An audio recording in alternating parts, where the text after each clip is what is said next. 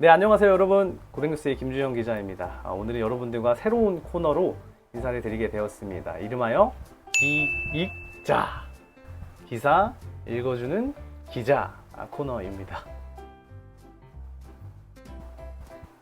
아이디어 좀 주세요. 이 기익자 코너에서는 고백뉴스에 올라온 기사들 중에서 여러분들이 읽기에 조금 유익한 기사들, 한국교회에 도움이 될 만한 기사들을 몇 개 꼽아서 같이 읽고 또 비하인드 스토리를 설명해드리고 그 뒤에 배경을 좀 설명해드리는 그런 시간으로 진행을 해보려고 합니다. 그래서 오늘 그 첫 번째 시간입니다. 첫 번째 시간에 같이 읽을 기사는 2025년 8월 12일에 올라온 기사고요. 칼럼란에 고백 칼럼 온전한 복음주의 이야기 1 한국교회 잘못된 진단이 교회를 죽인다 라는 제목의 칼럼입니다. 고백뉴스 논설위원단에서 작성을 해주셨죠. 의사가 아주 험상궂은 얼굴로 교회를 진단하고 있고 교회는 눈물을 흘리고 있는 그런 기사 제목을 형상화했습니다. 네, 내용 같이 한번 읽어볼까요? 오늘부터 고백뉴스 논단에서는 온전한 복음주의 이야기라는 제목으로 한국교회 이야기를 해보고자 한다.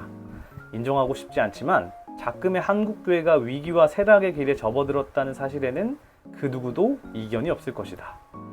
사람이 질병에 걸리듯 그리스도의 몸인 교회라는 유기체도 회복이 쉽지 않아 보이는 중병에 걸려 시름시름 앓고 있다. 마치 온몸에 퍼져나가는 암세포로 인해 미처 손을 쓸 겨를도 없는 환자처럼 한국교회 역시 활력이 다 빠져나가고 있는 형국이다. 모든 질병에는 원인이 있다. 교회의 위기와 쇠락에도 원인이 있다. 그렇다면 병증을 객관적, 과학적, 합리적으로 진단하고 원인을 찾아내어 적절한 처방을 내린 뒤 필요하다면 수술까지 감행하는 것이 병을 고치는 순서일 것이다. 한국교회가 걸린 중병도 마찬가지다. 하나님께서 살아계심에 고칠 수 없는 교회의 병은 없다. 교회를 그리스도의 몸으로 비유를 하죠. 사람의 몸이 질병으로 인해서 스림스림 앓는 것처럼 그리스도의 몸인 한국교회도 암세포와 같은 지금 질병에 걸려서 시름시름 앓고 있다. 지금 한국교회가 아프다라고 하는 이 진단에 동의하지 않을 그런 신앙인이 없다라는 것을 이제 이야기해 주시는 것 같아요. 필자가 신학교에 입학했던 1990년대 중반에도 이미 한국교회의 위기론이 대두되고 있었고 그로부터 30여 년이 흘렀다. 그 사이 원인에 대한 진단은 무성했고 처방도 다양했다. 그러나 결과는 어땠는가?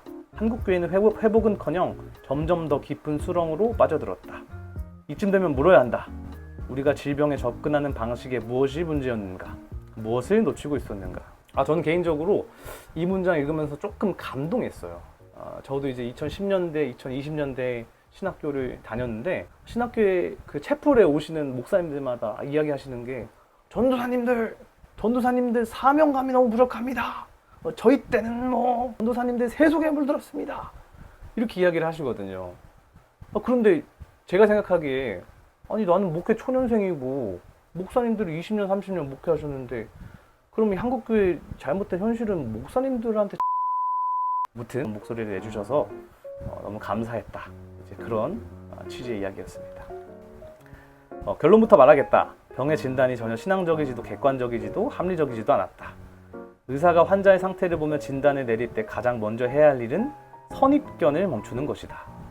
이런 병일 것이다 라는 확증을 미리 세우면 정확한 진단은 불가능하다. 이전의 경험을 무조건 지금의 환자에게 적용하는 것도 위험하다. 모든 병은 환자마다 다르게 나타나기 때문이다. 그러나 한국교회 안에는 이런 오류가 만연하다. 이제 잘못된 진단에 대한 어떤 결과들이 나오는 건데요. 첫 번째, 교리맹신주의. 교회 위기의 원인을 진리의 이름으로 포장한 특정 교리를 받아들이지 않기 때문이라고 주장한다. 교리는 복음을 담는 물길이지 복음 자체가 아닌데 교리를 복음보다 맹신하는 것이다. 실제로 복음서에서 보면 예수님이 이제 교리에 집착하는 신앙인들을 교리로 인해서 사람들을 정죄하는 신앙인들을 꼬집는 이제 그런 장면들이 나오죠. 교리 자체는 진리가 아니라는 그런 차원의 이야기인데 그런 교리를 마치 복음처럼 맹신하는 사람들이 있다라는 겁니다. 두 번째, 병적인 순혈주의로 인한 분열. 그러다가 조금만 내가 신봉하는 교리와 입장이 다르면 상대를 이단 사이비로 정죄하고 혐오하여 분열한다. 한국 장로교의 분열이 이를 반증한다. 2025년 현재 한국 장로교만 해도 교파가 286개가 넘는다는 통계가 나와 있다. 내 교리에 따르지 않으면 너희는 잘못했다. 이제 그렇게 분열 해가지고 지금 이제 한국교회에 엄청난 많은 교단들이 있죠. 그 교단들이 다 이제 내 교리만을 주장하는 어떤 그런 결과로 나타났다. 3번 신앙의 신념화. 보수는 반공주의라는 정치 이념, 진보는 평화와 사회정의라는 인륜적 가치에 대한 헌신을 곧 신앙이라 착각한다. 이념과 신념과 신앙을 혼동하는 것이다. 그래서 보수는 반공주의를 종교처럼 추종하고 진보는 평화 사회정의라는 성경적 가치를 인위적 선택적으로 적용하거나 전체 복음보다 특정 이슈에 치우쳐 차용한다. 이것도 뭐 비슷할 수 있을 것 같은데요. 자기 신념이 마치 신앙이 돼버린 그런 것을 지적하고 있습니다. 네 번째, 신앙의 정치 권력화. 이는 보수적 기독교인 안에 툭히 두드러지는 반공주의를 종교적 신념처럼 신봉하고 같은 흐름에 있는 정치 지도자나 정파와 밀착하여 그렇지 않아 보이는 그룹이나 사람들을 정죄하고 심지어 악마화한다. 교회 지도자들이 특정 권력을 위해 기도하고 대중을 선도하여 신앙과 권력이 유착관계를 갖는 일이 비일비재하다. 그런데 이를 나라를 위한 것이라고 미화하기까지 한다. 할, 말, 하, 안. 5번 성속의 이원화. 과학기술의 급속한 발전과 사회의 세속화에 대한 두려움 때문에 역사와 사회의 발전 방향과 결별하고 교회 중심의 신앙을 고수하는 것이 곧 거룩의 길이라고 주장한다. 그래서 이 땅에 하나님 나라를 실현하라는 주님의 명령을 오히려 저버린다. 성스러운 게 따로 있고 세속적인 게 따로 있고 날카롭게 분리를 해서 교회 바깥에 있는 어떤 그 인문학적 결과물, 과학적 결과물들은 다 잘못된 것인 마냥 이렇게 주장하는 그런 흐름이 교회 안에 있다라는 거죠. 6번 영성의 왜곡. 배제와 혐오, 증오를 실천하면서 그것을 그리스도의 군사의 영성이라 믿는다.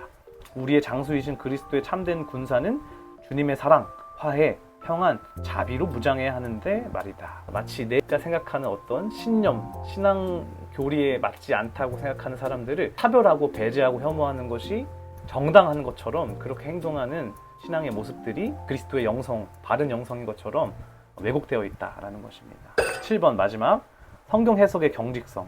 성경 모호서를 문자적 축자 영감설로만 주장하여 결과적으로는 이성적, 상식적으로 맞지 않는 경우가 나타나 결과적으로 성경에 대한 권위를 잃게 만든다. 그러니까 성경은 정확무오한 말씀인데 그것이 구원에 있어서 오류가 없다라는 것이지 한 글자 한 글자가 다 오류가 없다 그런 주장이 아닌데 성경이 한 글자 한 글자 다 오류가 없는 것처럼 주장해서 오히려 성경이 시대에 뒤떨어지는 그런 책으로 전락해버리는 결과를 만들고 있다는 거죠. 이러한 오류가 교회의 선교에 끼치는 해악은 위의 주장을 펴므로써 얻어지는 유익을 압도한다. 오진으로 인해 마치 감기약으로 폐렴을 치료하려는 것처럼 병을 고치기는커녕 더 악화시키는 것이다.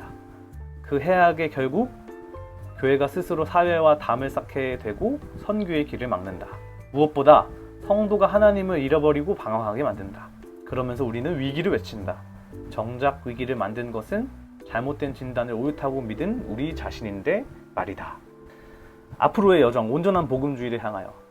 그럼 고백뉴스 논단이 이 시리즈, 온전한 복음주의 시리즈를 통해서 무엇을 한국교회에 말하려고 하는가? 첫 번째로는 한국교회의 위기의 원인의 주된 원인 중에 하나인 근본주의 신앙의 해악을 들여다보면서 진단해 보려고 한다라고 합니다.